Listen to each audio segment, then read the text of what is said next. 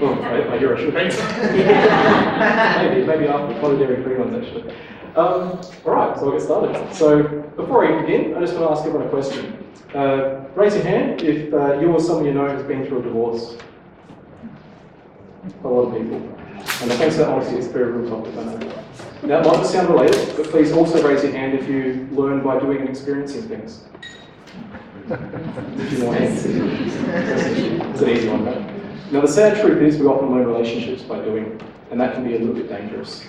I'm a programmer, and if I hit the wrong key sometimes in my job, I can just press undo. But you can't do that with relationships, can you? And ask me how I know. Well, today I'd be a married man if I hadn't got it wrong. So if you've experienced someone who's very intense like me, who shouts and yells and chalks it up to a passionate personality, which is a cop-out by the way, then maybe you felt like my fiance when I was taking on a new job last year and I got very stressed out about it all at home.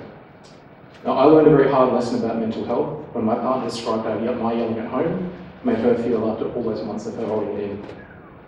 Now, for those who've never had a panic attack, and I'm one of those, to find out your voice can make the person you love feel like their stomach is dropping and their hands are going numb, as though they just stepped onto a roller coaster, it's a very deeply sad moment, and it's one you'll never forget. And perhaps you've had a wake-up call like mine at some moment in your life. Those moments of sudden realisation are called learning a lesson the hard way, and learning shouldn't come at the cost of somebody else's pain. It's difficult to practice at relationships without hurting someone, and as we've all seen, people with good hearts, which I like to count myself as one of them, do get it wrong. But what if you could put a VR headset on and see through the eyes of somebody else? What if you're a 6-foot loud extrovert and you can see how the world appears to a 5-foot quiet and sweet introvert? If you're a parent, you can see how you come across to your children when you yell. And if you're a teacher, you can see through the eyes of your students when you tell them off. Or if you're an employer, you can see through the eyes of your staff when you speak to them the wrong way. Those of you that know young people who struggle, you would know that in order to change, many people need experience firsthand of things to get it right. And the technology exists today to create immersive experiences affordably.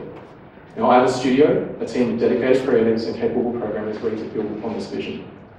We can help young people by helping them learn lasting lessons about respect in schools, and in fact we can help all people become the best version of themselves.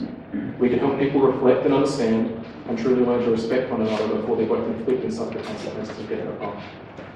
And I'll tell you how we can make it happen and what's important there. I started Empathy Studios with my co-workers, and our product is called In Their Shoes. It's a social impact app containing a collection of video and VR content which can be easily consumed. It's only a few minutes long each time. The content is a set of real-world frank conversations and scenarios, worked examples, and it's full of the kind of moments we're going to talk about with our mates when it's too late. We're looking for both funding, which I'll match in kind by making my professional resources available at cost, and mental health workers that vet our content.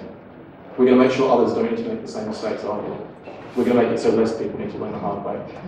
And as my married mates say, happy wife, happy life. And I'm glad to say that after some months of hard work and professional help, my fiancée Teresa and I can start with that. Thank you.